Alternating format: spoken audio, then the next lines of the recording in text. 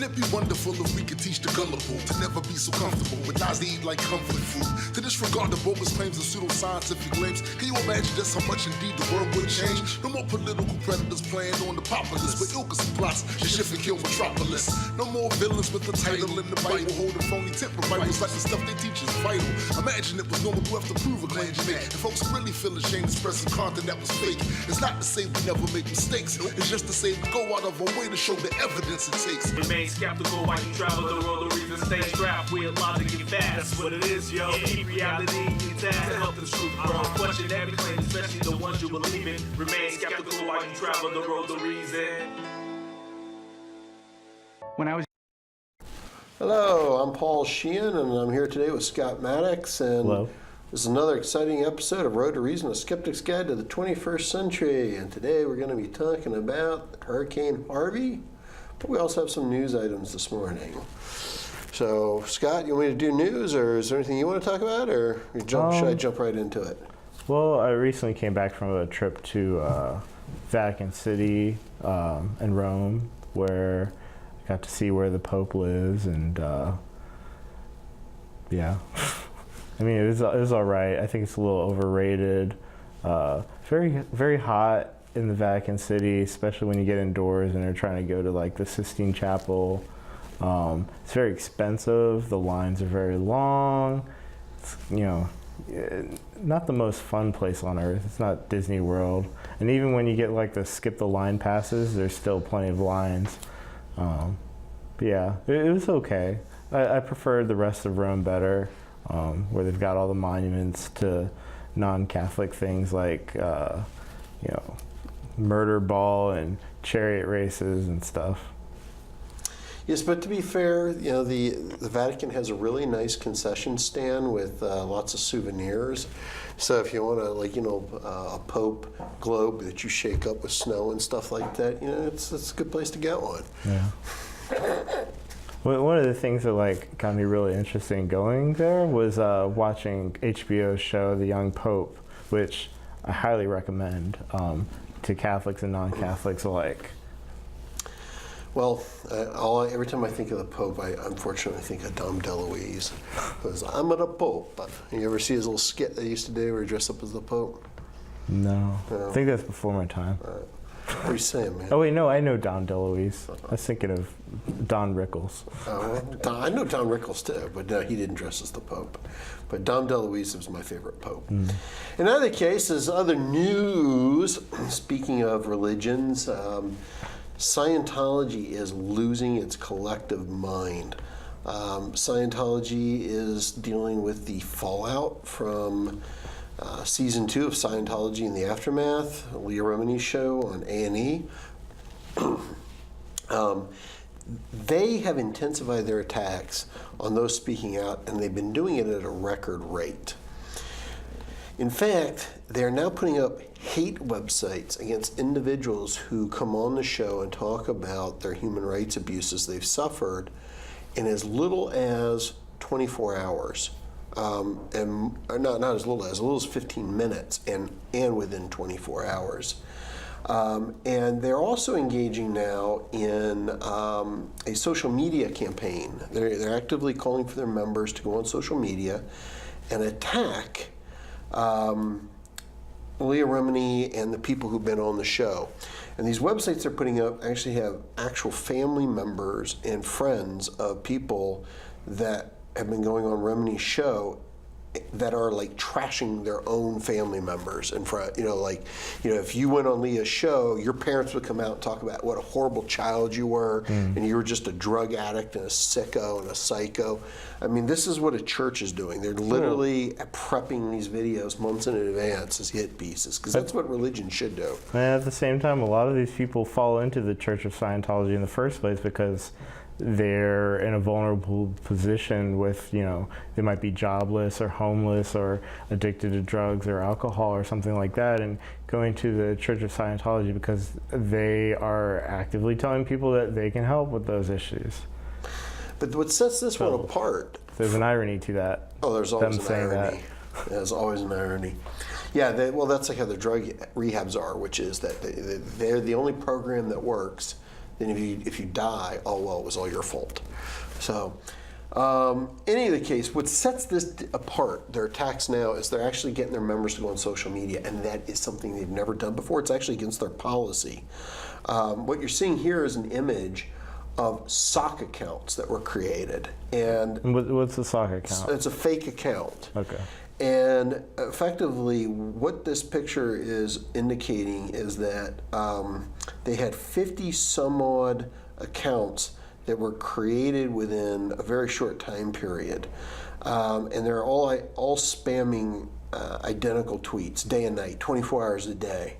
And most of these accounts have robotic uniform-looking names claiming to be real people, such as EBS Stan League, ECS Stan League, ED Stan League, etc. Marvel Stan Lee?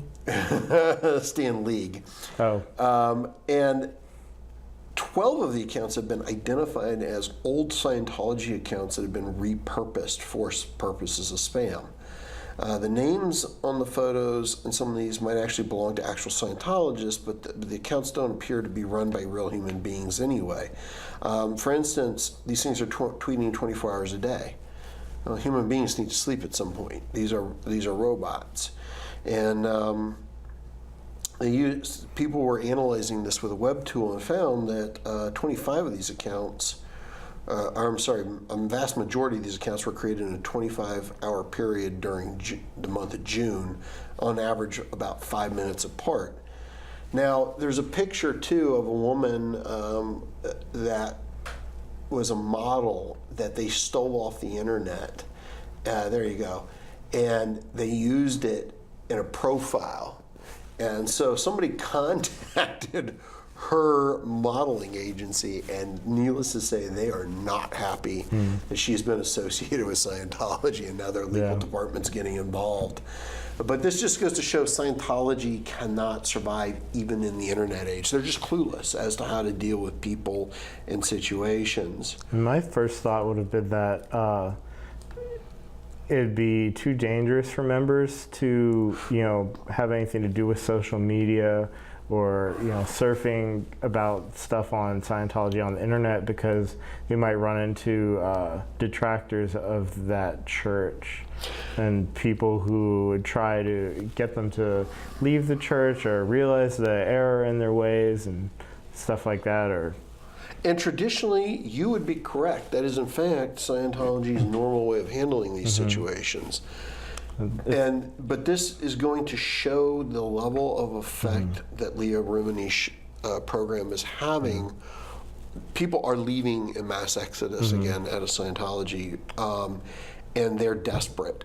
And they've been sticking very rigidly to this game plan of don't go look on the internet. In fact, if you get caught looking on the internet, you can get in serious trouble. Yeah, it's probably also a sign of the times where you can't avoid social media anymore. Exactly. Just like you can't avoid the internet. And, but similarly, I know the Mormon church in like a few years ago, they allowed missionaries to be on social media. And so the way they did it, rather than use their personal accounts, they created secondary accounts where they would say like Sister Smith or Elder Smith. And that's how their like Facebook accounts or whatever would be set up. So people, members and searchers or whatever could contact them through that without being too into their personal lives, I guess, because I think they want to really like maintain the missionary position. Missionary position, huh? So and this is the thing in Scientology is you get audited. So that, their little lie detector thing, they'll figure out whether or not you've been on the internet. And so this is a huge departure where they're actually asking people to go out and attack. And I think, as you indicated, it's a sign of the times with the internet that people in Scientology can go back to their church and say, I have not been looking at the internet, but everybody I know who's not a Scientologist is coming to me, and they're talking to me about the child sex abuse and all the other things that are going on. And what do we do? And Scientology is so up against a wall right now that they're having to try to combat what's going on the internet. So we got a couple minutes left, and then we'll be switching over to our PSA, but I want to talk a moment about some of the reactions to what's been going on with Hurricane Harvey, and how the left and progressives and scientists and scientific people and skepticism can get it wrong. For instance, Charlie Hebdo has been mocking the victims of Hurricane Harvey. They just came out with a cover that depicts people in Texas as Nazis, drowning due to their own ignorance. And I'd like to show a picture of someone that was actually affected by Hurricane Harvey. I don't know about you, but that guy does not look like a Nazi to me, drowning due to his own ignorance. Right. And this is the danger of what happens when you just are angry at a situation and label everybody as ignorant and deserving of whatever happens to them. Politico also engaged in this type of behavior. We have a cover photo of Politico. They're painting, rednecks wearing, Confederate flags, don't tread on me, angels sent by God, and the National Guard is having to explain to them that they're from the federal government, and they got a succeed sign down there. And we'll get into some of this mentality and how it's counterproductive later in the episode. The last thing I'll say on this before we go to break here is that there's a lot of criticism of Joel Osteen in that state for not opening his megachurch to the victims of this hurricane. In Houston, yeah. But he's not the only one. What people don't really understand was Joel was working very tirelessly behind the scenes. He was on the phone with Ken Ham, and he was trying to get Ken Ham to bring his ark to the state of Texas to put all the people on the ark and ride out the flood and prove to the world that God is real and put all those atheists to shame. Yep. So kudos to you, Joel Osteen, for thinking ahead there. And I think with that, we're going to go to break. When I was younger, I didn't want to admit I had a serious disease. Because of my diabetes, I lost the sight in my left eye. Misconceptions continue to surround this monster public health issue. But the simple truth is, diabetes can often be prevented and complications avoided. You're not alone. Understand the realities of diabetes and know that you can manage it and lead a full, active life.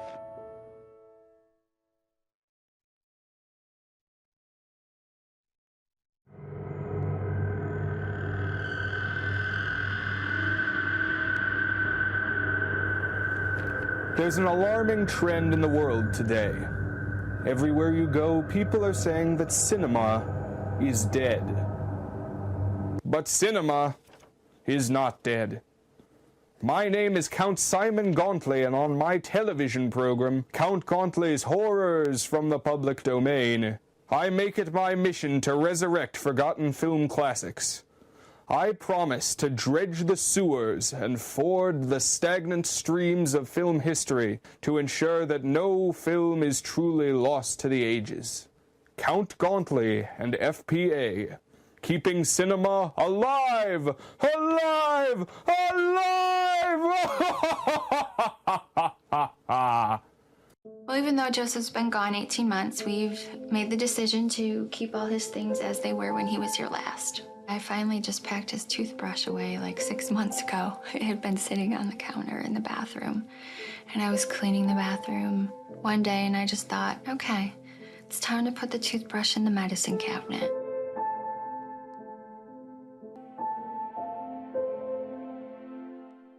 So, I just moved in with his family, and it's embarrassing. The little one, he likes to go outside and crawl around in the giant litter box. I don't know what he's doing. I mean, I was born and I knew how to use the litter box. Look at that. That's disgusting. Oh, poop already. You're making me nervous. Oh, okay, I can't look at this anymore. I really hope he grows out of this, for his sake.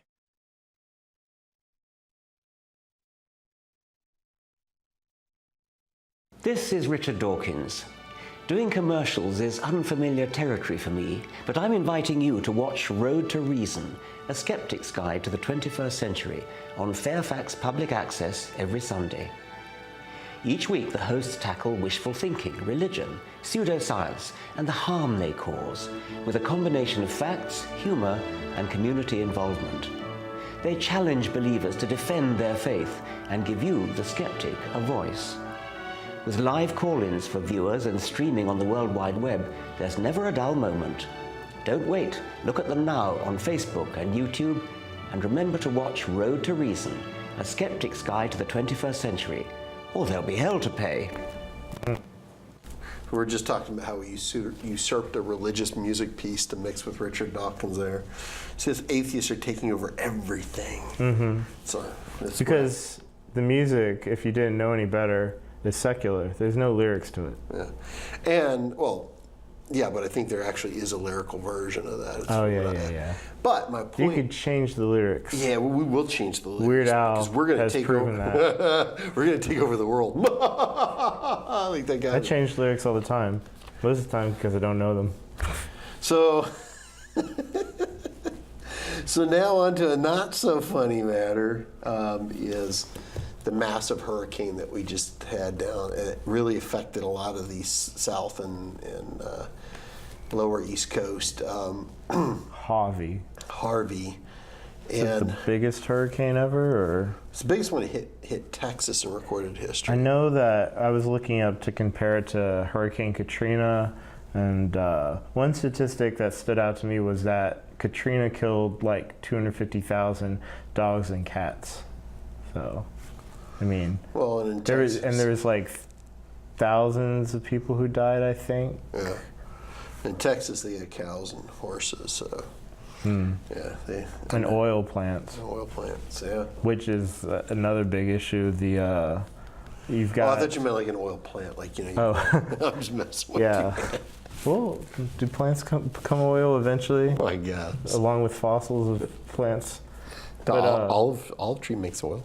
Yeah. So like, one thing I've been hearing a lot in the media circles that I view and listen to, it's been that you've got like Superfund sites, which is like EPA designated locations where there's like contaminants, pollutants, toxins in like the soil and stuff, usually from like industrial stuff, like and it's just, I think the designation is mainly like so that you don't build a house there or put a kid's playground there or a public school there. But you flood the areas that moves the soil and the toxins around. So now it's like all over the place. And like, as you saw in that photo earlier, there's people wading through this stuff. There's lots of contaminants in the water that they've had to wade through. There's diseases like I think Legionnaire's disease, which either that one or something else is a flesh-eating bacteria. Exposure doesn't take too much time. Exposure to this water for it to be damaging. The water is so filthy that like getting a little in your mouth, you'll get diarrhea. No one wants that, and it's especially bad for the young and the elderly who are more susceptible and can have, could possibly die from simple diarrhea. Yeah, the lack of clean drinking water, food, things of this nature too become a real challenge. And one of the things we wanted to talk on the show today about is understanding the role that climate change plays in exacerbating these situations. Now, Katrina was unprecedented, but so was Harvey. Now, at first, climate change deniers originally denied that there was even this thing called climate change. They tried to say that there was no science or bad science that supported it. That in fact, these things were nature itself. More recently, they've been forced to admit that climate change is real because, there's entire ice shelves that are gone, glaciers that don't exist anymore, little islands that are now fully submerged out in the Pacific Ocean. Perennial droughts. Or worse, and snowing in places longer. That it never snowed before. Things that seem like weather anomalies, that's how it starts, and then it becomes the new norm, or it's just stuff. It's not as predictable, or the predictions are changing drastically from what the historical record is. And we have records of weather data going back at least 100 years, if not hundreds of years. Direct records. Yeah, because we also have records like the backscatter effect in like Antarctica, taking layers of snow down that tell us a great deal. Ice cores, stuff. Trees, cores. I think they can tell, levels of rain. There's many different methods to measuring how weather and climate have changed over the decades and centuries. Yeah. So what a lot of the climate deniers are saying is that these things are, in fact, they have nothing to do with human interaction with the environment around us. Or it's a liberal conspiracy. It's a liberal conspiracy. As to why liberals are conspiring to do this, they don't have an answer. Usually they don't. Usually they don't. Or they might say it's like, oh, they want companies like Solyndra to be profitable rather than companies like Exxon or something. So I'm listening to Mark Levine the other day, who's like this really like ultra right-wing conservative talk show host, and he's going on a tirade. Well, they told us in Inconvenient Truth that that Manhattan would be underwater by now. They're telling us that we're creating these hurricanes because of global warming, and this is nonsense. Like, the reason that Texas got hit so hard was because the hurricane stalled and all that water just poured all over the place, right? And well, yeah. So basically, I don't think that he's being honest, because I don't know anyone who deals with climate change that says that climate change causes hurricanes.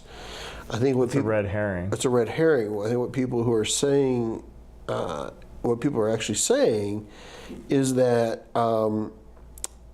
effectively is that these are making the weather more extreme.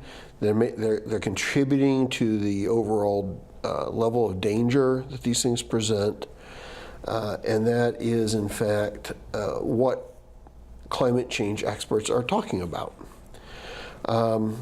So there's this tendency for people to believe that a natural event is caused by nature and nature alone.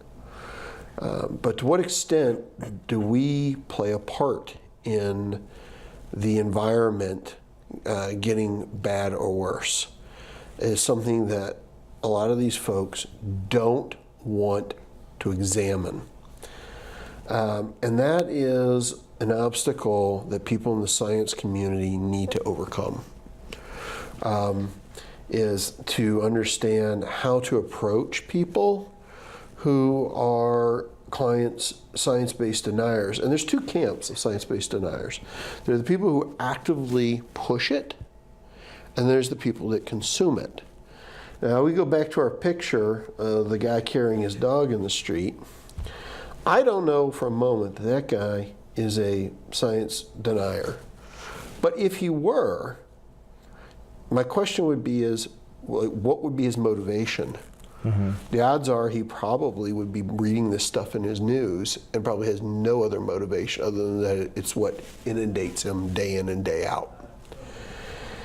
Oil companies, large manufacturing companies, these people actually have an interest in spreading disinformation. They have a vested interest financially, and it's not always a direct thing that you can pinpoint, because the market for especially the energy sector is complex. You've got stuff like carbon credits, and you've got international rules governing how much pollution your country or industry can output per year, and it puts, it makes business harder to do than it would if it was like completely libertarian, no rules, just, make money, sell stuff, environment be damned.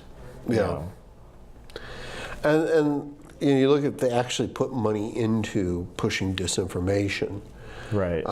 There's a tendency, as we talked about, to believe natural events are caused solely by nature, but can natural causes alone explain what we're seeing going on with the environment? And the answer is no, they can't. And we know that they can't. But we don't need to have all the hard data right up front to know that human beings historically have affected the environment and the world around us. I'll give you 2 examples of what I'm talking about. During the events of 9/11, air traffic control in this country was grounded for, I think it was up to about 2 weeks. They were just not allowing any planes to fly. Well, wouldn't you know that on those particular days that the national average of air temperatures went down by 1 degree across the board. And the date that they started taking off again, the temperatures went right back up. All right, so people will say, well, that's kind of a stretch. Well, maybe it is, but I think the data is there. It exists. Something that's a little more concrete, I do a lot of video courses for college educational stuff, and I recently just did one on fisheries and about how the human race is fishing this planet to death. And we had a little experiment that took place during World War II that wasn't an intentional experiment, where all the fisheries around the world stopped. It was too dangerous for fishing boats to go out. Got gunships and landmines, not landmines, water mines. Water mines, yeah. You know, as obstacles for ships to avoid. Shipping routes were shut down too. Shipping routes, yep. Routes, and all the ships that were used for fishing were also repurposed for other things, transporting and doing coastal patrols and things of this nature. And what they saw was, with the rise of the Industrial Revolution, that fishing near all the shores and everything had really died off heavily because we just overfished them. And being that we weren't fishing during World War II, whether it be in England, Germany, United States, Japan, wherever, all of a sudden at the end of World War II, they went back in and there was an explosion of marine life. So we know for a fact that human beings, when we react with our environment, will have an impact on it. That's just a fact. If you move something here to here, it's no longer here, it is now there. The idea that you're burning fossil fuels and releasing carbon into the atmosphere and various gases that have been trapped in the earth, like carbon dioxide, getting trapped in ocean waters. Waters, they're no longer there, they're up here. And if it's up there, it's having an effect. It's having whatever effect that it being up there will have on the environment. And there's people out there who believe simply that, humans are completely incapable of having any effect on the climate or the environment, just because, they think that's kind of like playing God, or, there's a natural cycle to things, or that, God will provide, it doesn't matter how bad you mess up the environment, because, it'll never get to the point where it's incapable of human life from surviving until it's like time for the rapture or something like that. Yeah, it's interesting how people kind of explain this stuff away and they rationalize it away because it's not affecting them as they can see it directly at that moment, but it is. Another great example of this, if you want to look back at historical examples of how humans affect their environment, is places like Los Angeles, when it used to be a smog capital of the world. Besides people getting sick and not being able to go outside because they couldn't breathe, well, all that toxins didn't dissipate overnight. It took a long time, for that stuff being in the air to dissipate. But it also affected temperatures. It had a mini greenhouse effect. It's also a known fact that you go outside and stand behind your air conditioning unit and see how hot that is. When you run an air conditioning unit, it's cool inside, but however cool it is in outside, it's just as hot. There's a trade-off. It's an expenditure of energy. There's a action and a reaction. So, places that are densely populated, that have a lot of air conditioning units tend to be hotter than cities that have less air conditioning units, because there's less heat being generated outside. So all of these things we can measure, all these things we can monitor. We can see what happens when we change the type of refrigeration that we use in our air conditioners.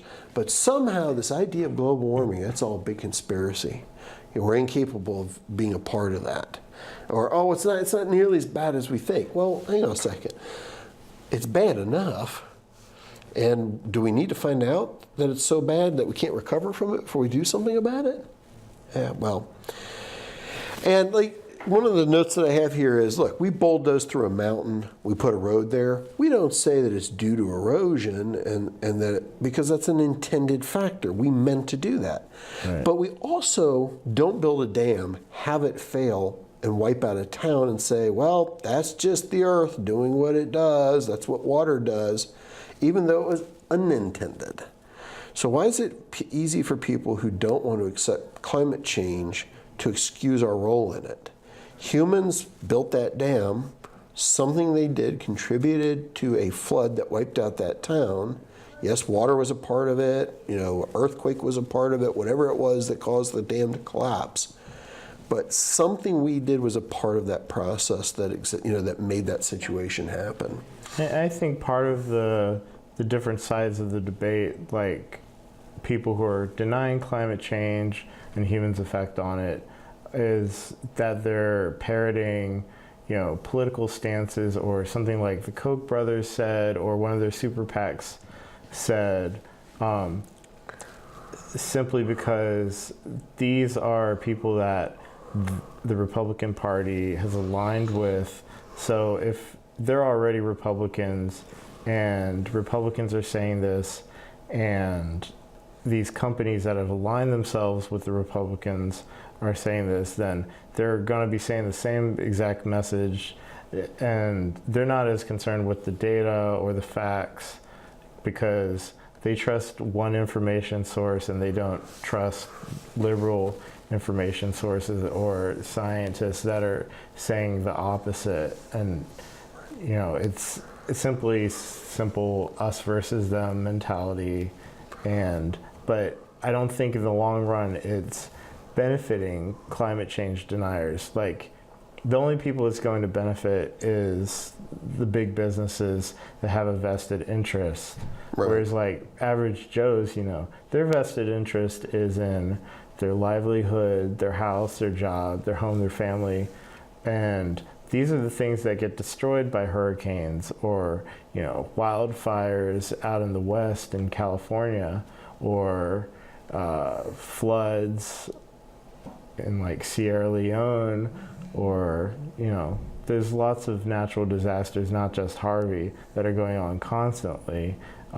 Many of them due to climate change caused by human interactions with the environment. Or exacerbated by climate change. It's one of the things we were talking about before the show was getting people who are in the skeptic science and climate activist community to do a better job of communicating with people that are not on the same page as they are. And this is one where when I see these Charlie Hebdo and political type attacks on people that live in Texas, the thing people have to remember is that when you mock these people for getting what they deserve, is mocking all the people that believe in climate change really a good idea? Mm-hmm. Is everyone in Texas a denier? What about their children who are now going to grow up hating you for mocking the plight of their family and won't even want to look at your side because they remember how you what you did to their mom and dad or to their community that they care about and believe in? Or what about people who are climate change deniers who, with enough evidence and presented in the right way, might change their mind? Will just now see you as evil and hateful and spiteful and disgusting, and you've just proven to them everything that the right wing has said about you, which is that you really don't care about them. You have your own agenda that's above and beyond their welfare. It's hard enough to get the message across to people who don't already accept it, and why do we want people to accept climate change in the first place? Because, you know, how else are you going to get the climate restored and prevent it from being damaged further? You know, average person can't do a whole lot on their own, but governments can. How do we change government? We have to vote for the people who are going to believe in climate change, number one, accept what the scientists are saying and researching, and going with what the scientists are suggesting we do. And there's always going to be a balance between you know, economically remaining strong and profitable, but also, you know, not destroying the earth in the process, or destroying America, or destroying other countries, you know, that we might be having an effect in. You know, there's a balance that we got to try and find. Yeah, and you brought up a really good point, which is why do we want to change people's minds on climate change? Well, I want to change their minds. Because they're the voters, and well, because I don't want to live in a world where I'm affected by negative climate change. yeah. So the best way to do that is to understand that things don't happen in this world because I want them to or I don't. They happen or don't happen because enough people are either on board with change or not. And so you do need to win them over. And this is where I think this would be a fantastic time for people that supported climate change activism to grab water, food, etc., and go to Texas, but also have literature, not preaching to these people about you know, how climate change deniers are fools or whatever, but to understand how climate change exacerbates extreme weather. And start talking about, you know, at least don't have to even push an agenda, just say, we need to start having national discussions on this. Just get them in the discussion. Let them even have discussions and debates among themselves. If they're not ready to buy in, some of them will have some ideas that something wasn't right. And within that, they can start having some discourse. But this is like the time to be doing that, and I don't see anyone in the science-based community. I mean, I see some humanistic groups doing it, handing out things like food and water, but there's no delivery as to the, hey, by the way, what we need to do is we need to start making sure this doesn't happen again, or we can mitigate the circumstances the next time. It's difficult to get these messages out.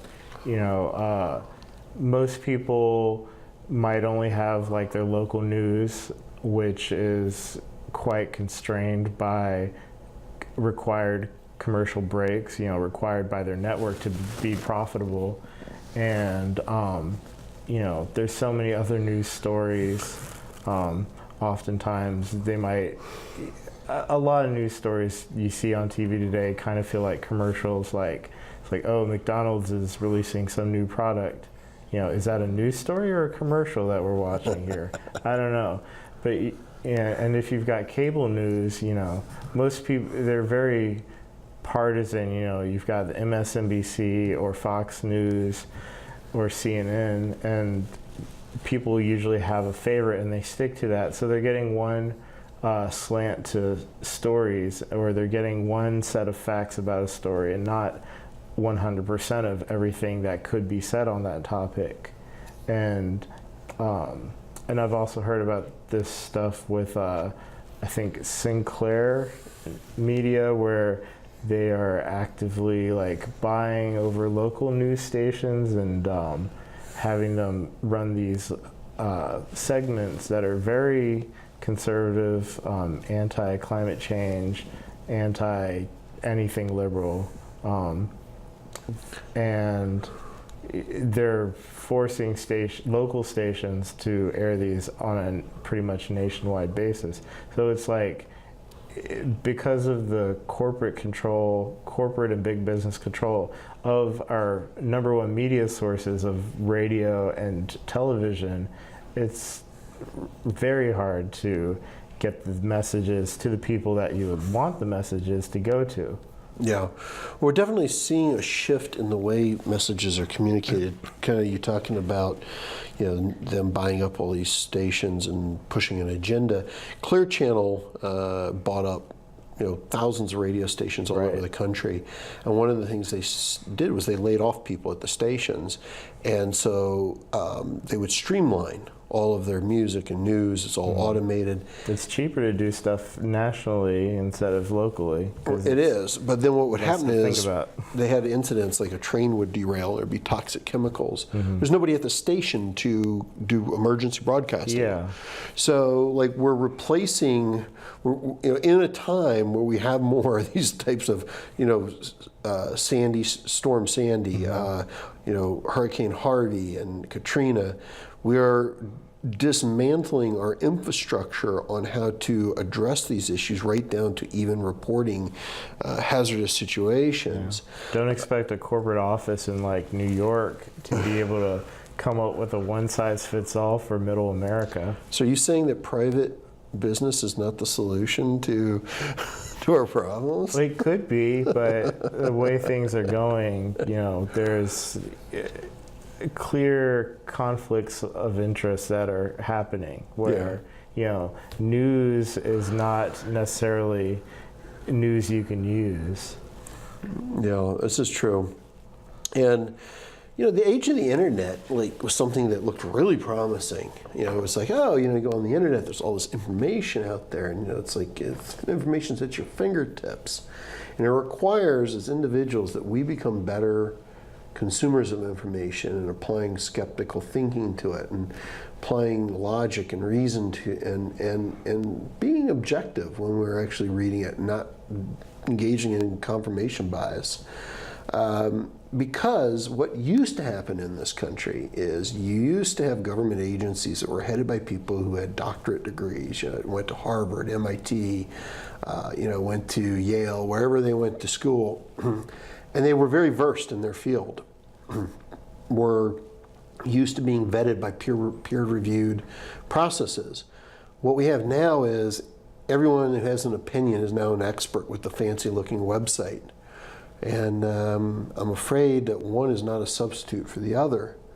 And we have an administration that currently is trying to dismantle people that have spent years going to college and learning science, and is trying to help create national policies. And we used to get our information from these people, and we don't anymore. Wasn't it the person put in the head of the EPA as someone who's sued the EPA a number of times, I believe? Well, I don't know if they got confirmed yet or not, but I do know that many of these things have caused employees at the EPA to resign. Well, that's interesting you brought that up, because scientists and stuff. Yeah. So, well, what do we do with with our national disaster plans? Because the Trump administration has gone after the EPA. It's gone after the Coast Guard. It's cut funding for them. All sorts of national disaster organizations, anything that's science-based that shows that there's things like global warming. So, do we actually have a plan on how to deal with this? Sure. It's to bury our heads under the rising water. And the Trump administration is cutting funding to all of these programs. And to give you an idea of who he's staffing the remainder of these organizations with, you need look no farther than the EPA. The EPA spokeswoman, Liz Bowman, said of scientists and climate change activists, they're just engaging in attempts to politicize an ongoing tragedy. So, really? That's what she said. So, yeah, really. So it's kind of like you're the head of the EPA, and there's a national disaster, and your whole response is to blame those that are pointing out the deficiencies of the administration. It's like, how is this serving the public interest? It's like, well, look. Don't name blame. Don't involve in the blame game. Come on, we need to all hold hands and pray and sing Kumbaya, whatever, and God will fix everything. But whatever we do, let's not talk about serious national politics, because then what you're going to do is you're going to just really involve yourself in engaging in attempts to politicize an ongoing tragedy. What is political? Denying that it's political is it's not true. I mean, why is hurricanes like Harvey happening, or why are the wildfires happening? Because weather happens, but why are they worse and more damaging? Because we're in denial that they can be as bad as they actually are. You know, we're still building and rebuilding buildings within floodplains. We're ignoring the danger knocking at our doors constantly, you know. And the buildings that we're rebuilding are not meeting specs that would meet the challenge of another natural disaster of the same type. Yeah, it's like whatever happened to fool me once, shame on you, fool me once, shame on me, or fool me a second time.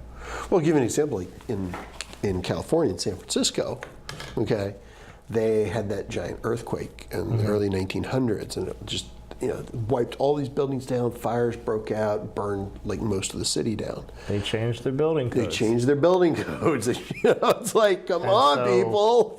They still have earthquakes, but they don't have as much damage or death or destruction.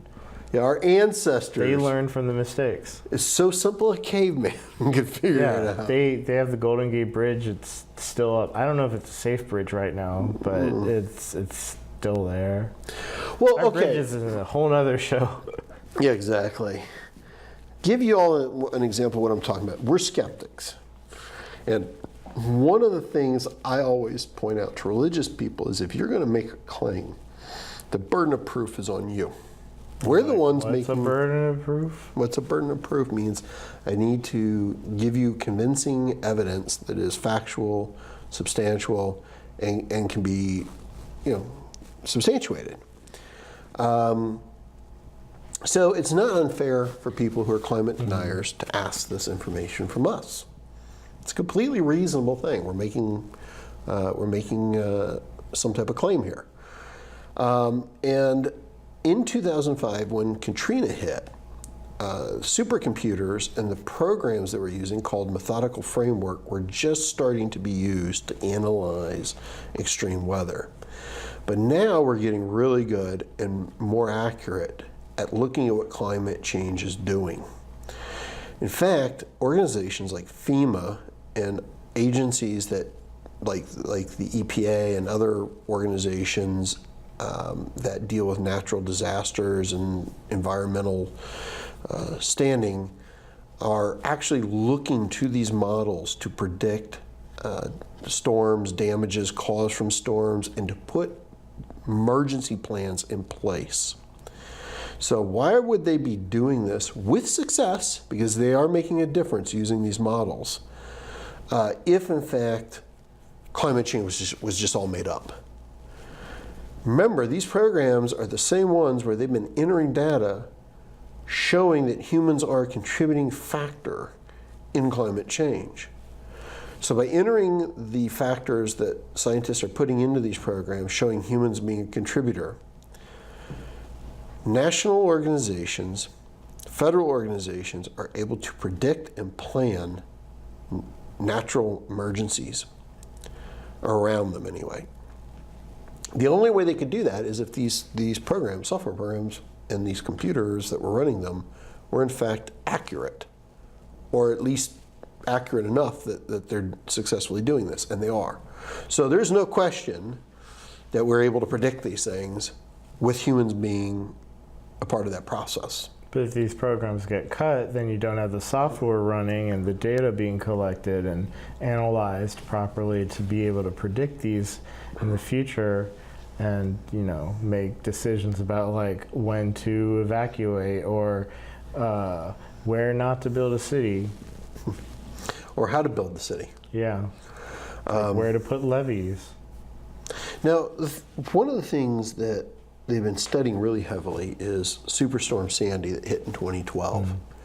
That really changed the narrative for a lot of scientists who were kind of, because, you know, scientists, a lot of them were kind of on the fence of just how much we play a role, how much, you know, one area of the environment affects other parts of the environment. But it also affected some rich folk in New Jersey with their beachfront homes and stuff. That's what they got insurance for. We'll get about that in a minute. Well, Sandy changed the narrative about how much and exactly how humans play a role in climate change and the damage the extreme weather is causing. Sandy went in a direction, physically went in a direction that scientists expect to take place once in about, I'm not Sandy, Harvey did. Oh. Harvey. It's like a curveball. Yeah, they expect this to happen where it hit Texas once in about 700 years. So either this was a freak incident and it was due to happen, and there's just so many of these freak incidents now that it's statistically not plausible, or something else was happening. And I would recommend viewers look into Jennifer Francis of Rutgers University, who talks about the lack of an Arctic ice shelf and how it played a role in what happened. Because the cold air in that hemisphere would normally push against the warm air and send the hurricane in one direction. But because it's not as cold as it used to be, because there's no wind coming off of an Arctic ice shelf that isn't there anymore, that... Nothing pushing it to the East Coast. Exactly. So it hits Texas. What this means is that we probably can predict that more hurricanes like this will be hitting Texas. Right. Maybe they'll hit Arizona. This may possibly happen. Or California. California. But we will definitely be seeing a trend that is different than a freak accident. This will, and then what will happen is the climate deniers will come out and will say things like, look, when Al Gore came out with the inconvenient truth, he said that Manhattan would be underwater by now. Sandy put it underwater. Well, for a little bit, but we're talking about like permanently, right? Mm-hmm. This is the way they sell it. Like, it'll be permanently underwater, okay? Just you wait. Well, we don't need to wait. And the reason we don't need to wait is, no, Al Gore was not correct that it would be completely underwater by this point. But the question is he more correct than he was wrong? Are the conditions worse than when that film came out, or less worse? They're irrefutably worse off than when that film came out. So no, it isn't the dire prediction that he made, but the mathematical trends that were predicted are still headed that direction. You can see it. In 17 years, but in 17 years. Give it 50 years from the release of that movie. Exactly. 100. 50 years will be within my lifetime, hopefully. And yeah. And I was in New York when we had really bad weather, and I saw entire subway systems flood out. I mean, they're completely submerged. Yeah, and I mean, it's a normal thing that, like, New York has a huge system of pumps that are running around the clock, 24/7, 365.25, pumping water out of underground areas to make sure that flooding is not an issue. So the science is out there. We're able to see how humans are impacting the environment. We're able to see how parts of the environment are affecting other parts of our environment. It requires that people do something more than just listening to political pundits for whatever is emotionally expedient. It requires that you do more than going to your favorite blog. It requires sometimes reading really boring articles, but I mean, if you really care about what just, if you're from Texas and you really care about what just happened to your community and you don't believe in extreme climate, you might want to start reevaluating how you come to conclusions. And again, the burden of proof is on us, but don't mistake for a moment that we don't have the data to convince you with, because we do. It's out there, but you have to apply yourself to looking at it. You can't force feed it to you. We're not gonna do a Bill O'Reilly or Sean Hannity or Rush Limbaugh. We're just going to tell you what you want to hear. We will provide you with the information when you ask for it, because that's what good skeptics and science-based people and climate activists should do. And speaking of what we should do, we should open up our churches when there's a natural disaster, and Joel Osteen is catching hell for that. But this is also exactly why we should not rely on churches for charity. Yeah, the argument that they deserve tax-exempt status from the IRS because they do some sort of charity work necessarily, and provide value to the greater community, is not supported by scientific data. Yep, and also giving someone money like Joel Osteen. You note that Joel on his website isn't asking you to donate to local charities or established charities or government agencies that deal with emergency relief. He wants you to donate to his church that was conveniently closed during all of this, and has no accountability for how he spends the money. And once you've given it, they're not audited. They don't have to file Form 990. Nope. And they can deny people as well. Let's say that you're dying of thirst and hunger and you're gay, and you go to Joel's church. He's under no obligation to give someone who's gay same emergency relief as he would give a believer. He probably would, but other churches might not. I don't know. He wouldn't even open his church originally. True. I mean,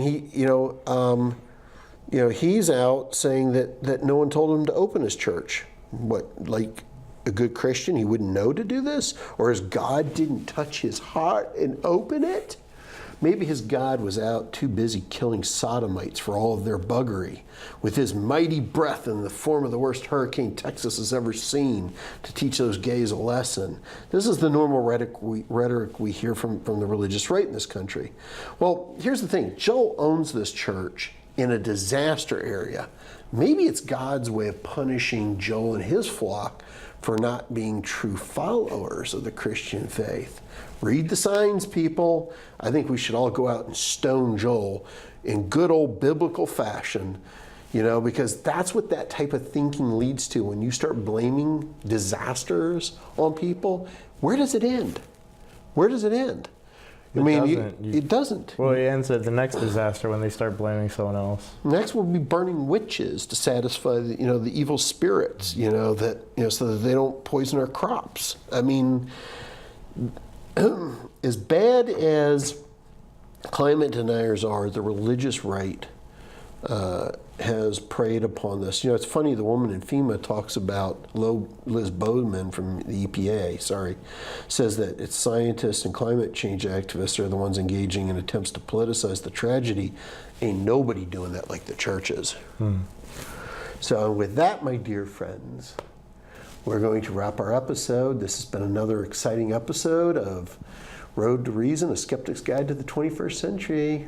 See ya! Bye.